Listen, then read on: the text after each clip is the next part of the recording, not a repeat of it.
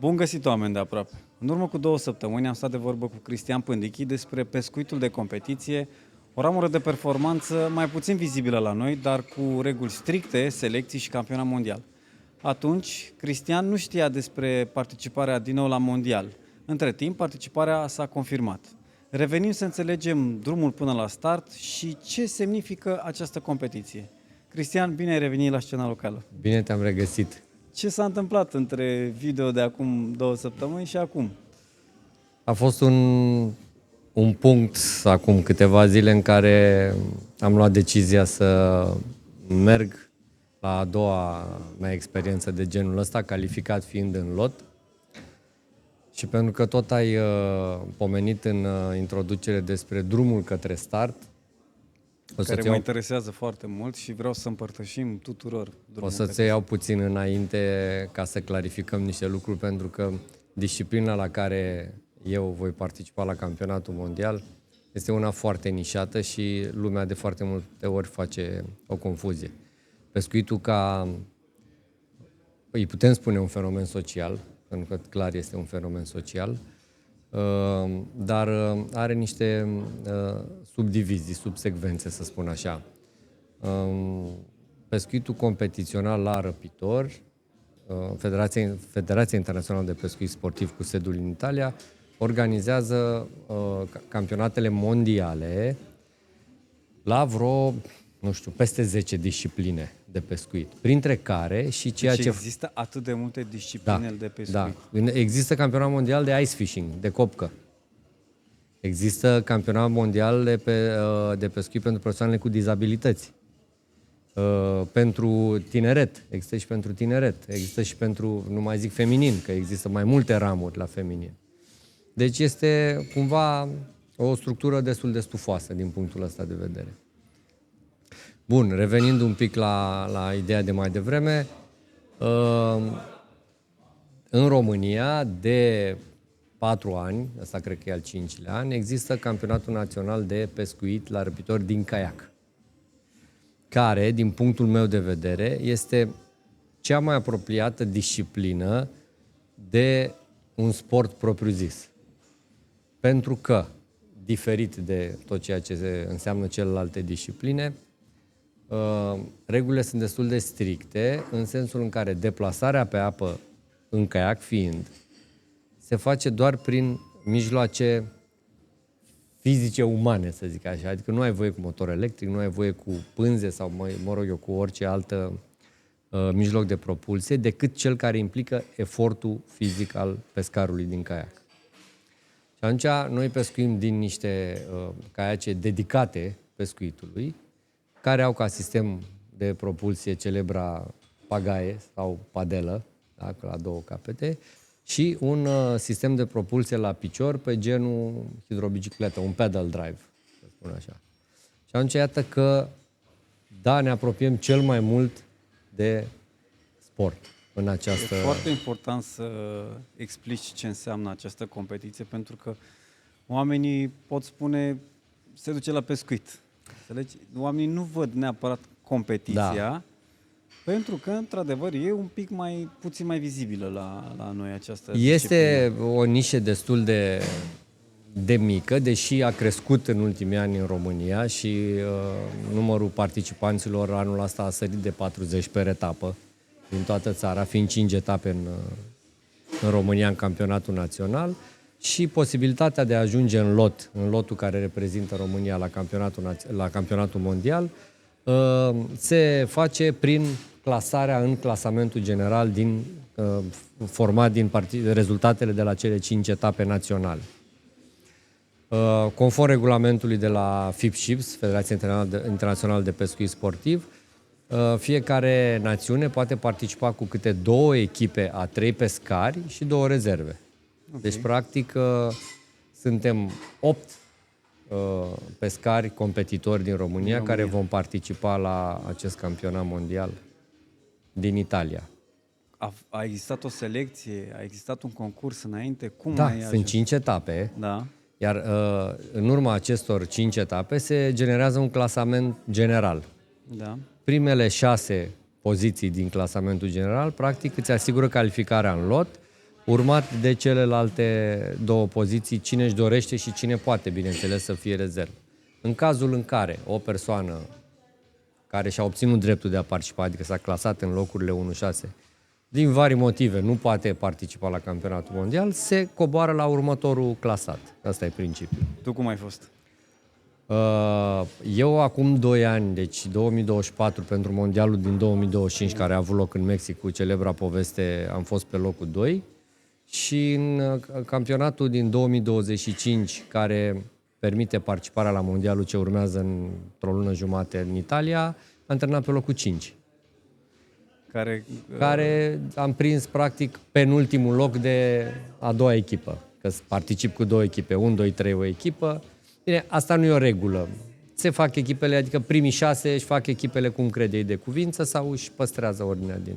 Și care a fost momentul în care s-a făcut clicul că vei Vă spun participa? sincer că n-am vrut să particip inițial. Mi se părea iară un efort mare din mai multe puncte de vedere, și financiar, și logistic, și ca timp foarte mult trebuie să fii plecat de Adică acasă. nu e doar o plăcere așa. Da, a plecat de la o plăcere, dar ca orice competiție de cel mai înalt nivel are și latura aia de... Necesită eforturi. Da, necesită niște eforturi din toate părțile, da. Și atunci ți-am spus, deși inițial n-am vrut să merg, am stat și mi-am reconsiderat poziția și am zis că cumva discutam și în episodul nostru inițial. Care va apărea marți. Da.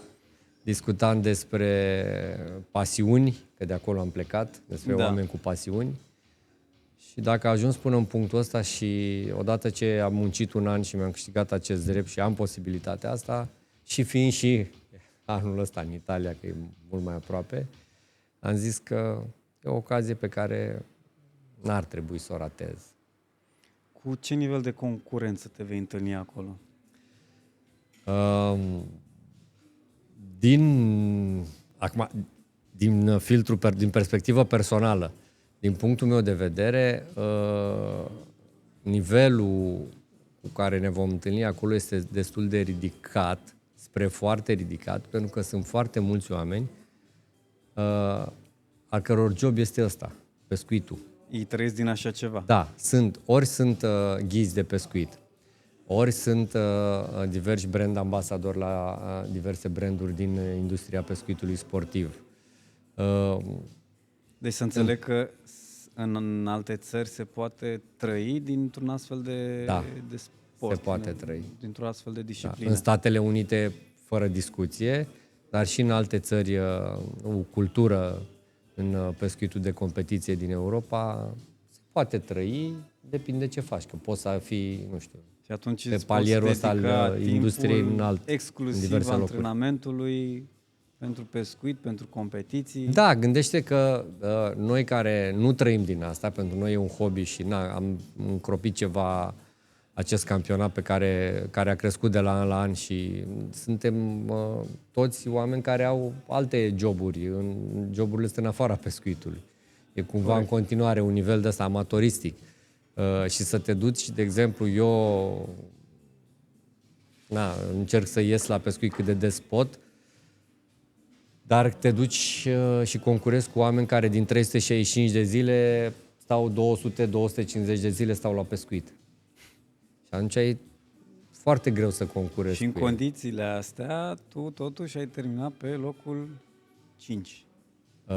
Nu, în România am terminat pe locul 5. Da, eu vorbeam acum de cei care de participare.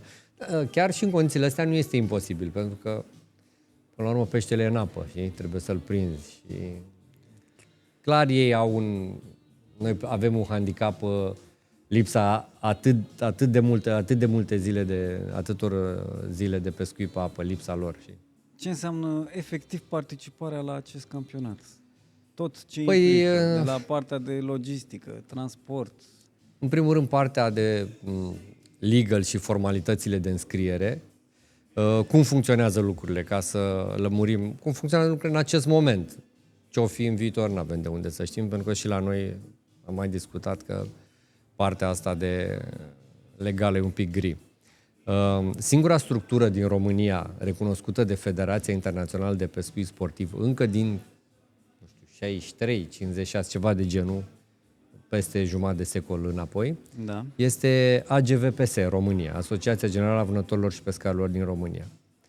Dacă au fost multe controverse pe tema asta și răspunsul este unul singur. Intri pe site-ul FIPSHIPS, te duci la membri, fiecare țară are o entitate care este afiliată la Federația Internațională de Pescuit Sportiv și te uiți cine e din România. AGVPS. Deci dacă AGVPS este singura entitate recunoscută și afiliată la FIPSHIPS, este clar că prin ei se desfășoară totul. Nimic de comentat mai mult aici. AGVPS-ul nu are capacitatea să organizeze campionatele pe diverse secții și atunci, prin parteneriate, a delegat această atribuție către membrii, persoane juridice ale AGVPS România, printre care și Liga Română de Spinning. Ca și regim și structură juridică, este practic tot o asociație înființată pe OUG26, pe ordonanța cu asociațiile și fundațiile.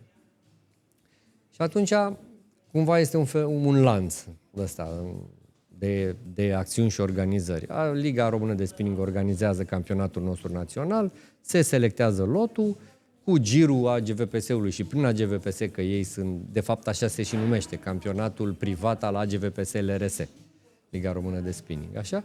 Și prin ei se fac procedurile de înscriere la FIPSHIPS, ei lansează în fiecare an programul competiției, structura competiției, regulile de punctaj, pista pe care se va desfășura concursul și de acolo începe marea bătaie de cap, să spun așa. Studiem, de asemenea n-a fost nimeni dintre noi acolo, de aia vom și pleca cu o săptămână înainte. Deci calificarea nu-ți garantează neapărat și participarea. Nu-ți garantează și participarea, pentru că având pârghia asta, nu știu cum să o numesc, hai să-i spun administrativă, nu știu dacă e termenul potrivit, având pârghia asta care îți dă dreptul să ajungi acolo, din păcate, aceste două structuri prominente mai devreme nu pot asigura finanțarea necesară ca lotul să plece la campionatul mondial. Hai să vorbim de buget, fără ocolișuri. Cât înseamnă? Ce înseamnă? Ce include? Sau ce include? Bugetul depinde foarte mult de locația desfășurării. Mai sunt foarte multe alte elemente care pot influența bugetul, dar în mare, cam locația desfășurării, pentru că sunt niște costuri fixe, cum ar fi taxele de participare, care și acolo sunt împărțite. Hai să îți dau un reper unitar, deci undeva la 6-700 de euro de persoană ar veni taxa de participare. E o taxă per națiune, taxe per echipe. Dacă stai și faci calculul și împarți, ajungi cam la suma asta, în jur de 6-700 de euro de persoană. Nu mai știu să zic exact. Asta ar fi taxa de participare. După care ai tot ce înseamnă cazare, masă în săptămâna concursului, care de cele mai multe ori vine la pachet oferit de către organizatorul evenimentului, în cazul nostru acum Federația Italiană de Pescuit Sportiv. După care ai cheltuielile cu pregătirea de dinainte de concurs. Exact, care presupune la fel cazare și masă, acolo. Astea basic, da? Încă o săptămână înainte de concurs. Practic, e săptămâna antrenamentului. Aia este, de fapt, fără ea n-ai nicio șansă. Deci fără pregătirea dinaintea evenimentului este extrem de complicat. Așa, după care ai cheltuieli cu echipamentul specific. Da. Și mai ai alte diverse cheltuieli, nu știu, drumul până acolo, mâncarea, nu știu, cheltuieli cu asigurările. Și cam la ce sumă se învârte toată? Păi pentru ceea ce înseamnă anul acesta în Italia, bugetul de subzistență, să zic așa, minim de jos, este în jur de 3.000 de euro de persoană. Deci acesta este pragul minim. Pragul minim, da. Ăsta nu-ți asigură decât ce am vorbit mai devreme, taxa de participare, cazare până acolo, cazare și drum până acolo, da? Pe cele 2 săptămâni. Această sumă îți asigură participarea în condiții rezonabile? Da, pragul Da, acesta da, minim. da. În condiții rezonabile este o locație dacă vrei putem vorbi puțin și despre locația unde se va desfășura. N-am niciun fel de problemă. Deci este un lac în provincia Lazio. Orașul, cred că cel mai apropiat oraș sau localitate se numește Terni, dacă nu mă înșel. Lago di Piediluco este lacul Piediluco, sau cred că Piediluco e localitatea, nu știu să spun exact așa. Okay. Cel mai apropiat aeroport este Perugia, undeva la 66 de kilometri, după care cele două aeroporturi din Roma, Fiumicino și pe celălalt am uitat cum îl cheamă. Dar e la vreo 80-90 de kilometri de locație. Se punctează cu 2 specii anul ăsta, cu știucă și biban, în formatul cele mai mari 3 știuci și cei mai mari 7 bibani, știucile plecând de la dimensiunea minimă de 50 de centimetri, bibanul de la dimensiunea de 20 de centimetri. Și... Deci poți avea norocul să prinzi bibani sub 20 mulți, dar să nu se puncteze. Să nu se puncteze, da. La fel și cu știuca. La fel și cu știuca. Și sau să ai norocul să prinzi o știucă foarte mare. De asta este iară un aspect care îți poate influența bugetul. Pentru că în urma studiului pistei respective, ok, fiecare apă are un profil specific, chiar și în țară, da? Deci nu-s 2 lacuri la fel, sau 2 locuri la fel. Și atunci trebuie să studiezi foarte bine dinainte, să iei la tine tot ce crezi că ar trebui pentru profilul lacului respectiv și nu de cele mai multe ori, dacă nu de fiecare dată, orice deplasare de asta îți dezvăluie alte chestiuni pe care ar trebui să le ai la tine și cu care trebuie să te aprovizionezi acolo, local. Și dispui de acest buget? Băi, fac eforturi să dispun de el. Ce să fac? Toți, de fapt, nu numai eu, tot lotul. Chiar Liga a și lansat o campanie de susținere pe site cu niște vouchere valorice simbolice, dacă există oameni care vor să susțină această deplasare. Și în rest trebuie să-l găsim cumva din parteneriate cu diversi privați. Să ajung vis-a-vis de parteneriate. Că să nu se considere o donație, ci un parteneriat. Nu, dar asta Eu știu și că este. tu Asta ai și un este. program de parteneriat. Dacă poți să ne spui câteva cuvinte despre el? Eu am un program de parteneriat. Eu oricum sunt și creator de conținut pe tema asta de pescuit sportiv. Am un canal de YouTube, pagină de Facebook și alte diverse canale făcute pe asociația de pescuit pe care o conduc. Scuză-mă că intervin. Unul dintre cei care au dorit să se implice este chiar Ciprian, ownerul localului Barissimo. Unde filmăm astăzi. Unde filmăm astăzi, ne-a pus la dispoziție, tocmai pentru că a vrut să avem, să arate și celorlalți antreprenori locali că nu trebuie neapărat printr-o sumă de bani să intervină. Nu neapărat. Se poate Uite, spre asigura exemplu, și transportul separat. Exact, spre exemplu, vouchere. Chiar mă gândeam, deplasarea până acolo fiind o persoană cu caiacele noastre, mergem de data asta cu caiacele noastre pentru că mergem rutier cu mijloace de transport. Și mergeți cu mașinile voastre. Mergem cu mașinile noastre și ne-am cuplat cumva să putem, spre exemplu, eu plec cu alți 2 colegi de lot care sunt din Iași și plec pe 6 cu 3 caiace după noi într-un 8+1.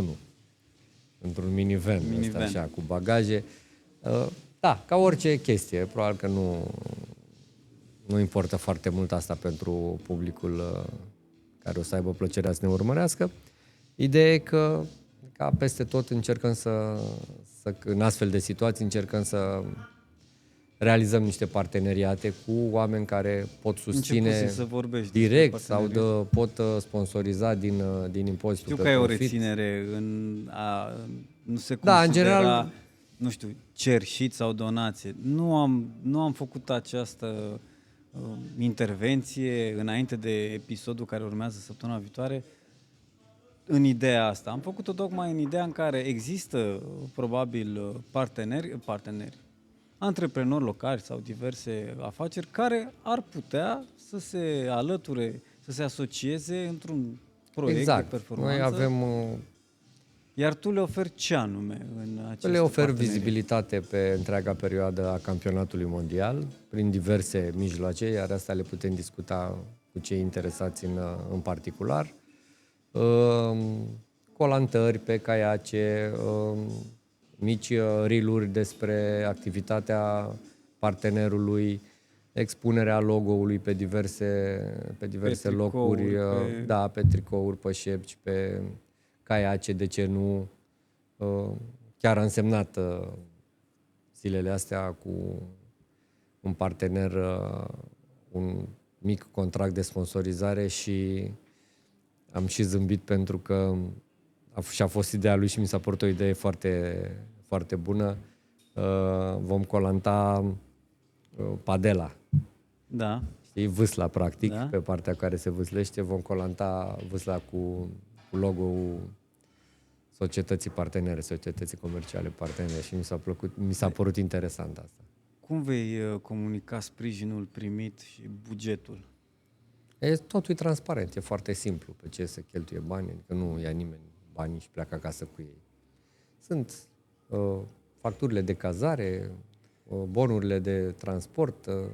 Noi vom lăsa în descrierea acestui material datele de contact pentru eventualele propuneri de parteneriate. Da. Ce zic, este... Știi, sună ciudat pentru că lumea, în general, când aude de chestiile astea, spune, bă, dar ce-ți dau eu bani la pescuit și să nu știu, să nu dau la niște cazuri sociale sau toate alte cazuri. Știu lucrurile astea. Așa este. Oamenii pot vedea exact în general, să știi că oamenii care au susținut, eu sunt ți-am spus, de 9 ani în fenomenul ăsta de pescuit de competiție. Oamenii care susțin astfel de inițiative și astfel de evenimente, fie că sunt campionate mondiale sau evenimente locale, etape locale și așa mai departe, se împart în 3 categorii. Ori sunt jucători din industrie, care trebuie să fie prezenți în tot ceea ce înseamnă pescuit, fie el recreativ, sportiv, de competiție sau mai știu eu ce. Ori sunt oameni care sunt potenți financiar și au aceeași pasiune și înțeleg pasiunea și înțeleg, nu neapărat pasiunea, sunt oameni care vin la competiții și înțeleg ce înseamnă dislocarea de resurse pentru o competiție de pescuit.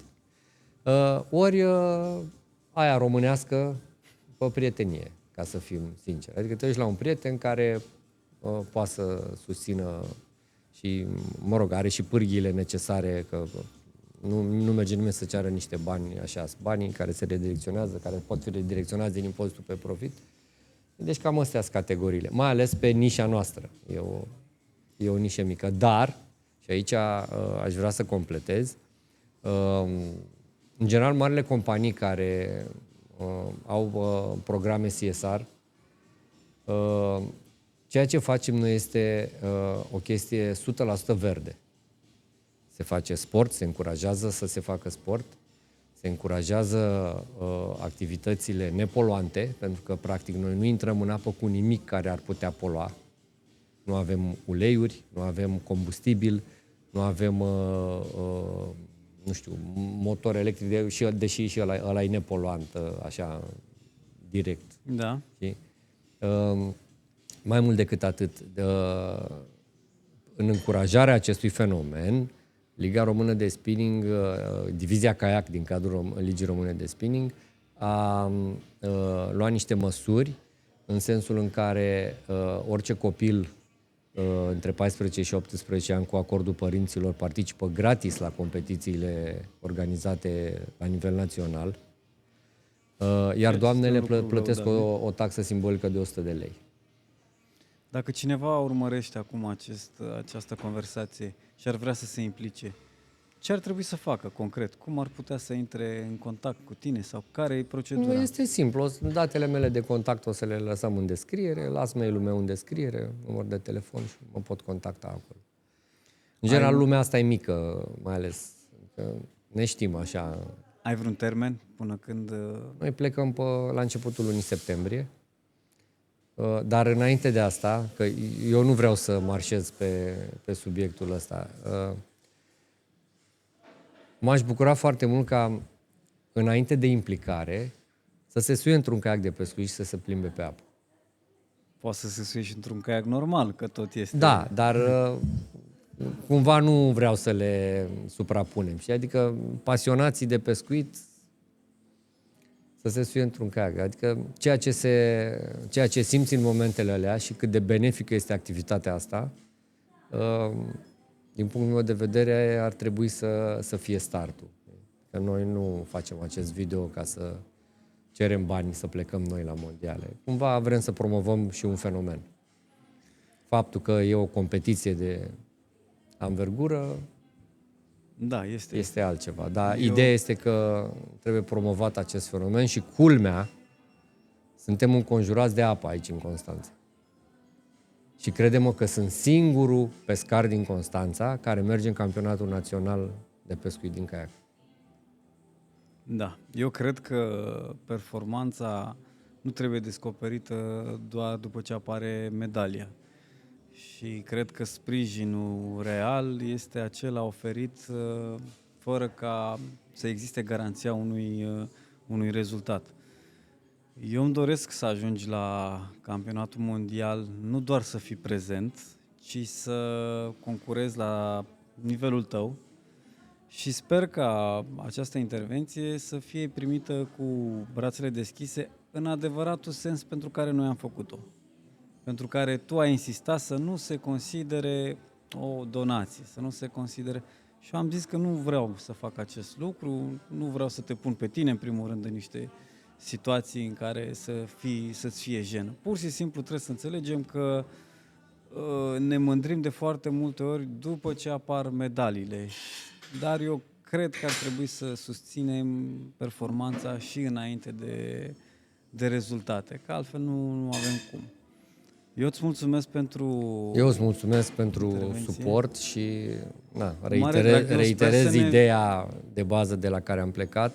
Nu este o cerșeală, în ghilimele așa, este doar un parteneriat în ideea promovării unui fenomen și a unei activități sănătoase.